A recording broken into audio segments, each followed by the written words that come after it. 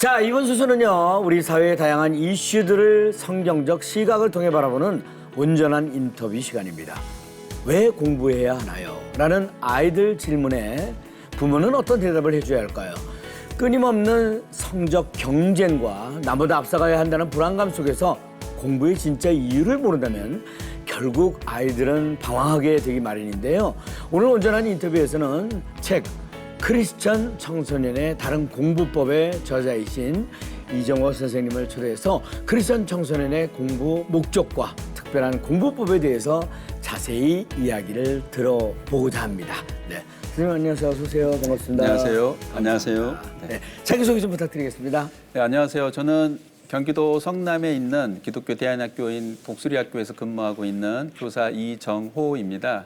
지난 20여 년간 학생들을 지도하면서 특별히 성경적인 관점에서 학습과 진로를 지도하는 부분에 참고할 만한 자료가 부족해서 참 아쉬웠습니다. 그래서 저도 연구하고 아이들을 만나면서 지도했던 것들을 모아서 지난 2022년에 크리스천 10대의 진로 여행이 출간되었고 작년 25년에 크리스천 청소년의 다른 공부법을 출간하게 되었습니다. 네. 오늘 뭐 오프닝에서 할 얘기 다 하신 것 같습니다. 네. 아주 축약해서 말씀을 잘 해주셨는데요. 그 오랫동안 그 기독교 학교 현장에 계시면서 크리스천 그 학생과 부모들이 공부와 관련해서 가장 크게 겪는 갈등이나 오해도 많이 보아 오셨을 것 같습니다. 어떤가요? 가장 큰 오해는 네. 신앙과 공부를 분리하는 것에 있다고 생각을 합니다. 네. 신앙과 공부를 분리한다는 것은 두 가지 모습으로 나타날 수 있을 것 같은데요. 네. 첫 번째는 신앙의 우선순위를 공부의 우선순위보다 뒤에 두는 것이고요. 두 번째로는 반대로 신앙은 중요하게 생각하지만은 공부에 대해서는 그렇게 부모님이 많이 관여하지 않는 부모님들도 가끔은 계십니다. 네. 전자이든 후자이든 학생들에게 다 문제가 되어지는데요. 네. 한 예로서 제가 기억나는 학생이 있는데 아버지가 되게 명문대를 나오셨고 네. 본인이 나온 그 좋은 학교를 아이가 가기를 원하셨던 거죠. 근데 아이는 그만한 준비가 되어 있지 않으니까 이제 부모님과 학생 사이에 좀 어려움이 있었고 네. 중간에 특히 어머님이 많이 좀 힘들어하셨습니다. 그래서 어머님과 대화를 나누면서 이 가정에서는 신앙의 우선순위를 신앙과 공부의 균형을 바로 세우시는 것이 먼저 필요하겠습니다. 말씀을 드렸고 네. 그리고 아이의 공부 습관을 쭉 들으면서 개선해야 될 부분을 말씀을 좀 드렸습니다. 네. 물론 시간이 걸렸지만은 아버지가 그런 우선순위를 바꾸시면서 그리고 아이도 좋은 방법으로 공부하면서 점차 성적도 올라가고 또 나중에는 자신이 희망하는 대학에 입학하는 모습을 또 볼 수 있었습니다.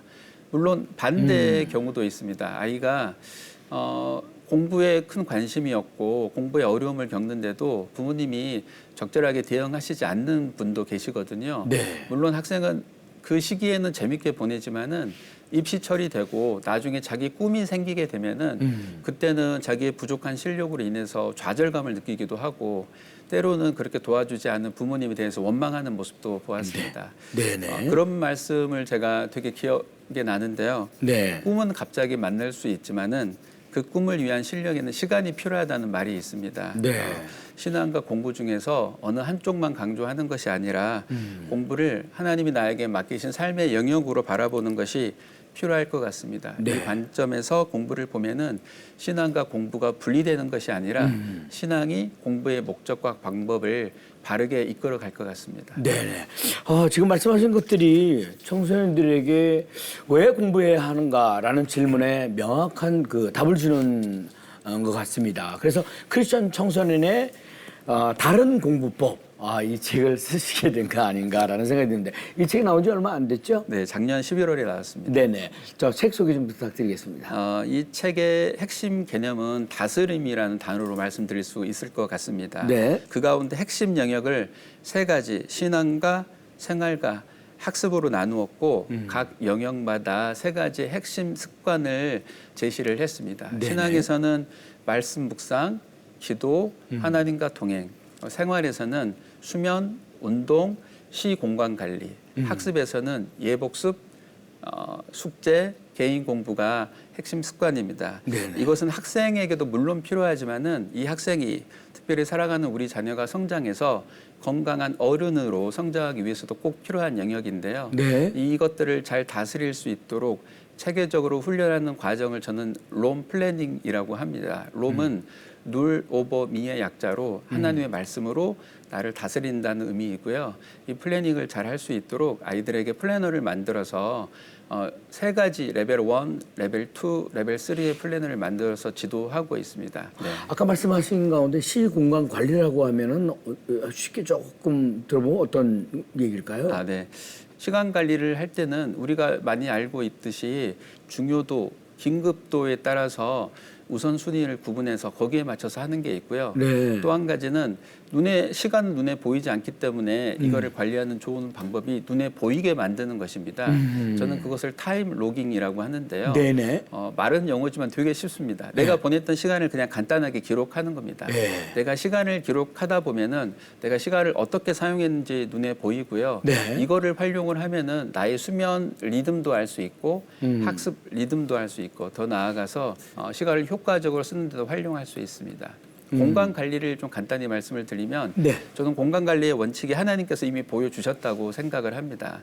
창세기를 보면은 흑암과 혼돈한 그런 세상을 하나님께서 질서를 부여하십니다. 네. 질서를 부여하시는 방법은 이제 2가지인 것 같습니다. 첫 번째로는 구분을 했습니다. 어떤 구분이냐면 어둠과 빛을 구분했고요. 하늘과 바다와 땅을 구분했습니다. 그 다음 단계는 체험입니다. 각각의 영역에 필요한 것으로 하늘에는 새와 그다음에 땅에는 어떤 사람과 동물과 바다에는 어떤 물고기들로 채우셨습니다. 저는 이것이 우리에게 동일한 공간 관리의 중요한 원리라고 생각을 합니다. 네. 학생들에게 적용을 한다면은 아주 간단합니다. 내가 공부하는 공간과 내가 쉬는 공간을 먼저 구분하는 것입니다. 네네. 그리고 공부하는 공간에는 공부하는 물품으로 채우는 거고요. 쉬는 공간에는 쉬는 데 필요한 물품들로 채우는 것입니다. 네. 이 과정만 잘 하더라도 아이들이 공부할 때 훨씬 더 집중할 수 있고 자신의 삶을 잘 다스리고 관리할 수 있습니다. 그 말씀 듣고 보니까 이건 어른들도 귀담아 듣고 느껴야 될 것 같다는 생각이 들어요. 일단 저부터 네. 그런 생각이 좀 많이 들거든요. 선생님 말씀 들으면서 인상적인 부분 가운데 하나가 청소년의 공부 외에도 신앙과 생활이 서로 분리되지 않는다는 점이 아닐까 싶습니다. 네. 그렇다면 먼저 공부를 어떻게 다스려야 하는지 그 방법에 대해서 조금 구체적으로 듣고 싶습니다. 네, 공부의 다스림이 참 추상적이고 어려운 말인데요. 네. 공부의 다스림은 공부에서도 하나님이 주인 되심을 인정하는 것에서 시작을 합니다. 네. 구체적인 방법으로 3가지를 이야기를 드릴 수 있을 것 같습니다. 네. 첫 번째로는 나의 정체성을 기억하는 것입니다.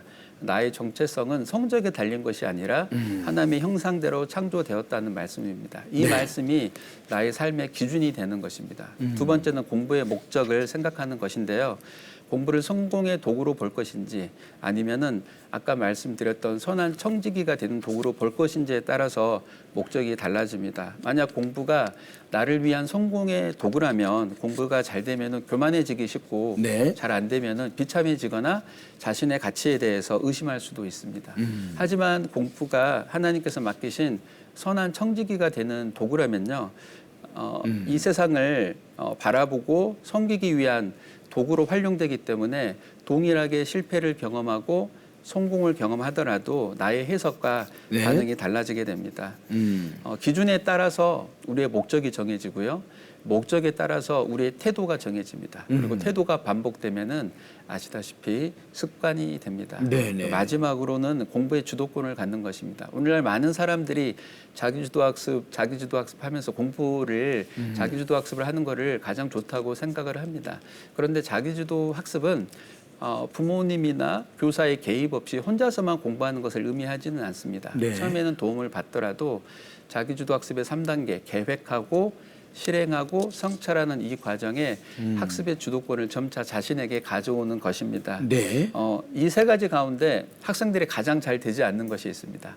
혹시 어떤 거 가장 잘 안 될까요? 계획과 실행과 성찰 가운데서요. 실행하니까. 네, 보통 학생들이 계획이 어려워요, 실행이 어려워라고 말을 하거든요. 네. 그런데 계획은 다 잘 짜지 않습니까? 네, 사실 아이들과 이야기해 보면은 누구나 나름의 계획은 하고 누구나 나름의 실행은 합니다. 네. 하지만 그 과정을 돌아보는 성찰의 과정을 하는 친구들은 거의 없습니다. 그렇군요. 실제로 관련 논문에서도 이것도 좀 밝혀져 있는 사실이고요. 바른 방법으로 성찰을 하면 우리가 공부가 잘 될 때 감사할 수가 있고 공부가 네. 안 되더라도 어떤 나의 부족함을 원망하고 어떤 자신에 대해서 의심하는 것이 아니라 나의 부족함을 직면하고 새로운 방법을 찾아가는 네. 그런 과정이 될 수가 있습니다. 성찰한 학생에게 실패란 자신의 가치를 낮추는 결과가 아니라 성장의 밑거름이 됩니다. 결국 공부를 다스리는 방법은 나의 정체성과 목적을 알고 계획과 실행과 성찰의 과정을 통해서 공부의 주도권을 갖는 것이라고 말씀드릴 수 있겠습니다. 네, 아유, 잘하겠습니다. 근데 말이죠. 사실 청소년들에게 공부에 대해서 강조는 하지만 신앙생활에 대한 구체적인 습관을 잡아주는 거는 조금 더 어렵지 않을까 하는 생각이 드는데 책을 통해서도 청소년들의 신앙생활에 대한 습관이 너무 중요하다고 이렇게 강조를 해주셨는데 그 방법도 조금 소개를 해주신다면요. 네, 신앙의 핵심 습관은 두 가지만 뽑는다면은 네. 말씀을 묵상하는 것과 기도입니다. 이 두 가지는 새의 두 날개처럼 서로 분리할 수 없는 관계입니다. 근데 네. 그렇다면 도대체 말씀과 기도가 왜 신앙의 핵심 습관이냐? 저는 바로 말씀과 기도에 삶을 변화시키는 힘이 있기 때문이라고 답변을 합니다. 네. 먼저 말씀인데요. 우리는 말씀을 통해서 하나님의 마음을 알고 하나님을 경외하는 방법을 배울 수 있습니다. 네. 신명기에서는 너희가 말씀을 곁에 두고 평생 읽으며 하나님 경외하기를 배우라고 말씀하십니다. 사람은 누구나 행복해지기를 원하고 학생들도 행복해지기 위해서 공부합니다. 그런데 참된 복은 성공이나 성적에 달려있지 않고 하나님을 경외하는 데 있습니다. 시편은 여호와를 경외하는 사람이 복이 있다고 말씀하시고요. 잠언은 여호와를 경외하는 것이 우리 학생들이 정말 갖기 원하는 지혜와 지식의 근본이라고 말씀을 합니다. 두 번째는 기도입니다. 우리는 기도를 통해서 하나님과 대화하고 우리의 마음을 또 지킬 수가 있습니다. 빌립보서 4장 6절에서 7절의 말씀을 보면은 염려되는 일을 하나님께 기도로 아뢰면 하나님의 평강이 우리의 마음과 생각을 지켜주신다고 말씀합니다.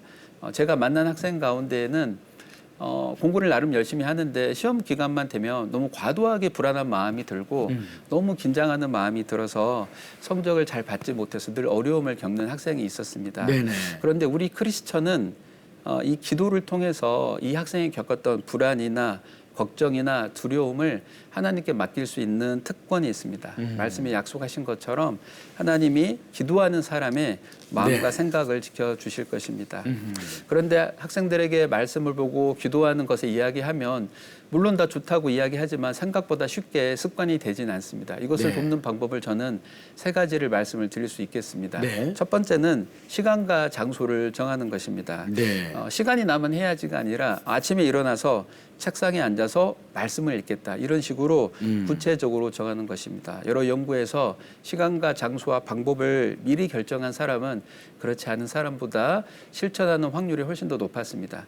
두 번째는 말씀을 읽고 기도한 것을 기록으로 남기는 것입니다. 아시다시피 무엇인가를 할 때 내가 머릿속에만 생각하는 것보다 이것을 종이에 기록을 하면 실천 가능성이 더 높아집니다. 네. 물론 한 단계 높아지는 방법이 더 있습니다. 그거는 내가 신뢰하는 분에게 내가 했던 것을 주기적으로 정기적으로 보여주고 같이 이야기를 나누는 것인데요. 본인의 어떤 부모님이나 아니면 교회 선생님이나 학교 선생님과 이렇게 말씀까지 나누면 훨씬 좋을 것 같습니다. 네네. 마지막은 작게 시작하는 것입니다. 아이들이 말씀 본다고 하면 좀 부담을 느끼는데 하루에 성경 한 장, 기도도 부담을 느끼는데 하루에 기도 1분이라고 하면은 그렇게 부담되지도 않고 어려워하지 않습니다. 내가 성경을 읽어보니까 괜찮네. 기도를 해보니까 괜찮네. 그러면 다음에는 분량과 시간을 조금씩 늘려가면 될 것 같습니다.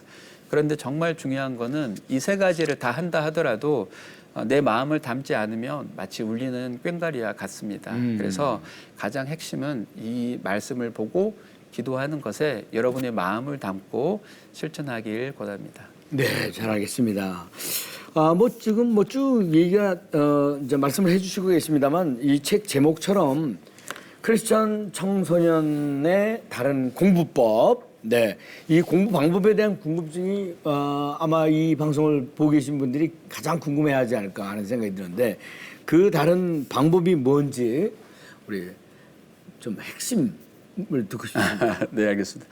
공부하는 이제 방법에 대해서 말씀을 하셨는데요. 네. 사실 크리스천이나 비크리스천이나 학습의 원칙과 기술은 같습니다. 크리스천이라고 뭐 특별한 기술이 있는 건 아니고요. 그런데 공부의 목적이 다르기에 이것들을 활용하는 방법이 달라집니다. 혹시 이 방송을 듣는 시청자분들도 생각을 해보시면 아마 학창 시절에 내 주변에 공부를 잘했던 친구가 있을 테고요. 네. 반대로 공부에 도움이 필요했던 친구도 있을 겁니다.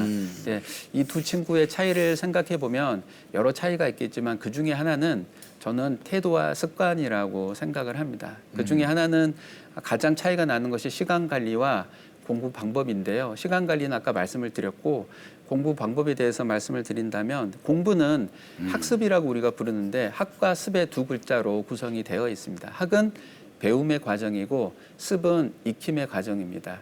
습의 가장 대표적인 것은 복습이라고 말씀드릴 수 있겠습니다. 네. 그런데 학생들과 이야기를 해보면 재미있는 현상이 발생을 하는데 네. 상위권으로 갈수록 학의 비율보다 습의 비율이 월등히 높습니다. 또 하위권으로 갈수록 습의 비율이 월등히 낮아집니다. 심지어 어떤 학생은 선생님 저는 학이 즉 수업을 듣는 게 10이고요. 습은 0이에요라고 말하는 친구들도 있거든요. 네. 아이들과 이야기해 보면은 복습을 하면 좋겠어요라고 말을 하면 좋을 것 같은데 어떻게 해야 될지 모르겠어요. 이런 친구들도 되게 많이 있습니다. 저는 이 학생들에게 세 가지를 말해주고 싶습니다. 첫 번째는 과목인데요. 모든 과목을 다 하려고 하지 말고 자신이 좋아하는 과목 한 가지를 먼저 선정하는 겁니다. 네. 내가 좋아하는 과목을 선정하니까 그렇게 부담스럽지도 않고 스트레스도 받지 않고 때로는 즐겁게도 공부할 수 있습니다. 네. 두 번째는 시간인데 오늘 공부한 내용을 복습할 시간을 미리 정하는 것입니다. 예를 들어서 오늘 저녁이나 방학 같은 경우는 내일 아침에 미리 복습 시간으로 정하고 오늘 저녁 혹은 그 다음날 아침에 어제 공부했던 것을 복습하는 것입니다. 마지막은 방법인데요. 네. 생각보다 많은 학생들이 눈으로만 풀어보고 그치는 경우가 많습니다. 눈으로 읽었다고 공부가 끝나는 것이 아닌데 아이들에게 추천하는 거는 핵심 키워드만 보고 자기가 입술로 말해보고 그리고 문제를 직접 풀어보고 틀린 문제를 따로 체크해서 이 틀린 문제는 뭐 주말에 공부하는 이런 형태가 가장 좋을 것 같습니다. 이러한 방식의 장점들은 복습 과목이 하나니까 부담을 느끼지도 않고요.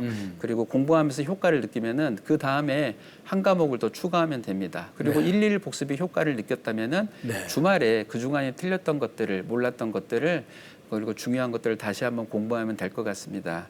여기까지는 사실 크리스천이나 넌 크리스천이나 모두 같은 내용이고 차이가 나지 않습니다. 저는 이러한 학습 계획들을 계획하고 실행하고 플래닝하는 거에서 단순하게 학습에만 그치지 않고 신앙과 생활의 핵심 습관까지 함께 계획하고 실행하고 실천하는 것이 제가 말하는 다른 공부법의 가장 큰 차이입니다. 네네. 예를 들어 대부분의 학생들이 플래너를 보고 한 주를 돌아보는 과정을 갖습니다. 내가 공부가 잘 됐다, 안 됐다 이것만 바라보는데요. 이 관점을 저는 세 가지로 나눠서 돌아보기, 마음 담기, 기도하기로 설명을 합니다. 한 주의 나의 삶에서 신앙의 세 가지 핵심 습관들 그리고 생활, 학습의 핵심 습관들을 돌아본 후에 나의 마음을 잘 플래너에 기록을 하는 형식이고요. 그리고 네. 마지막에는 그 마음을 잘 지키고 하나님께 드릴 수 있도록 기도로 마무리합니다. 이것이 제가 말하는 크리스천의 다른 공부법이라고 말씀드릴 수 있겠습니다. 네, 과목, 시간, 방법. 고등학교 때 제가 고등학교 때 이런 얘기를 좀 들었었어야 되는데.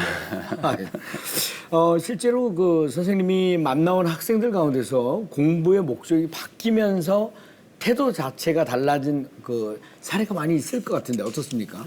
제가 지도했던 학생 가운데 또 공부에 좀 자신이 없었던 중학생이 있었습니다. 이 학생을 만나서 제가 다양한 영역의 롤 모델을 먼저 소개를 했고요. 그리고 좀 전에 말씀드렸던 그런 학습의 어떤 플래닝을 설명을 했습니다.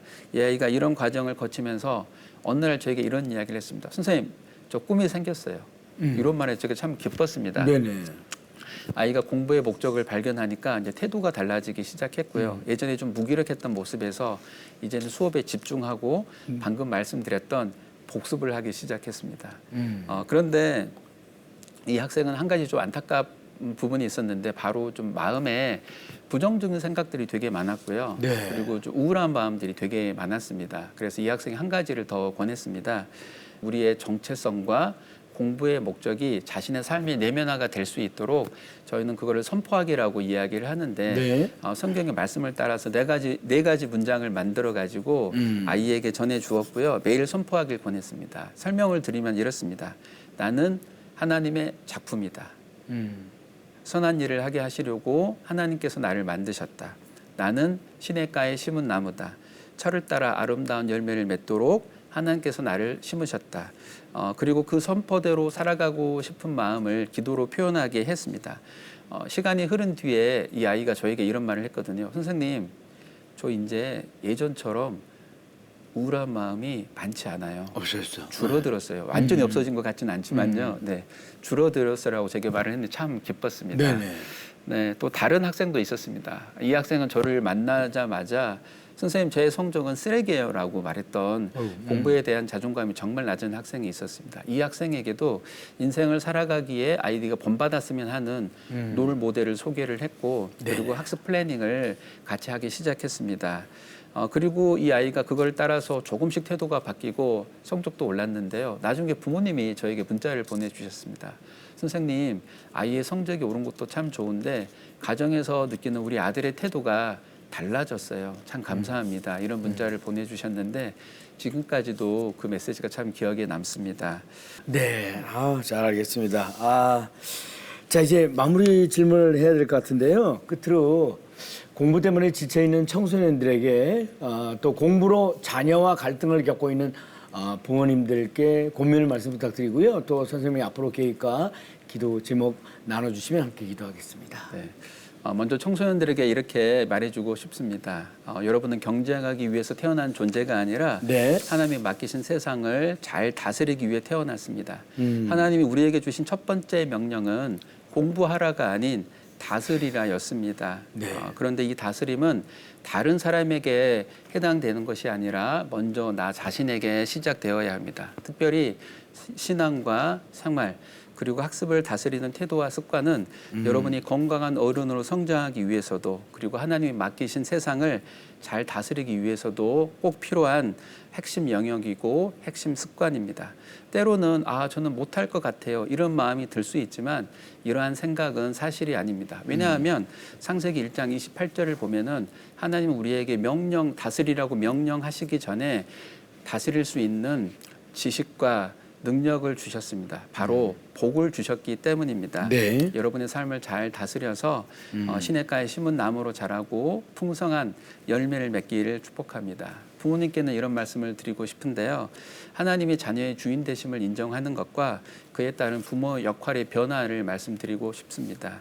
아이의 삶에서 하나님이 주인 되심을 인정하듯이 공부에서도 하나님이 주인 되심을 인정하는 것이 필요합니다. 그러면 부모의 역할도 달라집니다. 자녀의 삶을, 자녀의 공부를 대신 관리하고 대신 지도하고 대신 명령하는 것이 아니라 부모가 먼저 자신의 삶을 다스리고 이 모습을 보면서 자녀가 삶을 다스리는 방법을 보고 배우도록 돕는 것입니다. 물론 쉽지는 않은데요. 저 역시 부족하지만 이러한 마음으로 아이를 지도하고 있습니다. 한 예로 저는 자녀와 매주 기독교 고전과 양서를 가지고 책 나눔을 하고 있습니다. 중학교일 때 시작해서 고3인 지금까지 하고 있는데요.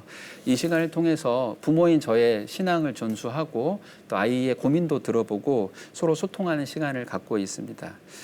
그리고 제 블로그 성경적인 학습과 진로 이야기라는 곳이 있습니다. 이곳에는 성경적인 관점에서 자녀들의 학습을 돕고 또 진로 활동을 도울 수 있는 많은 자료들이 소개되어 있습니다. 진로 활동 자료만 1,400건 이상이 소개되어 있으니까 아이들이 꿈을 찾을 때 이곳을 활용하시면 좋을 것 같습니다. 마지막으로 저는 청소년들이 자신의 삶과 공부를 다스리면서 성장하는 것을 돕는 것을 제 인생의 소명으로 생각하고 있습니다. 네네. 앞으로는 저희 학교뿐만 아니라 교회뿐만 아니라 제가 만나지 못하는 미자립 교회의 청소년들도 온라인으로 만나려고 하는데요. 이 일을 제가 사랑하는 마음으로 잘 감당할 수 있도록 기도해 주시면 감사하겠습니다. 네, 고맙습니다. 네. 공부는 단지 좋은 성적을 얻기 위한 경쟁이 아니라 하나님께서 맡기신 세상을 책임 있게 섬기기 위한 준비라는 말이 깊이 마음에 남습니다. 공부로 지친 청소년이나 부모님들이 계시다면 책 크리스천 청소년의 다른 공부법을 참고하셔서 우리의 자녀들이 성적에만 매이지 않고 하나님께서 주신 꿈과 소명을 향해 기쁨으로 배우며 성장하기를 함께 응원하겠습니다. 오늘 귀한 말씀 전해주신 독수리 기독학교의 이정호 선생님 대단히 감사합니다. 고맙습니다. 감사합니다. 고맙습니다. 네. 레디오 오늘 준비한 소식은 여기까지입니다. 저는 다음 시간에 다시 인사드리겠습니다. 대단히 감사합니다.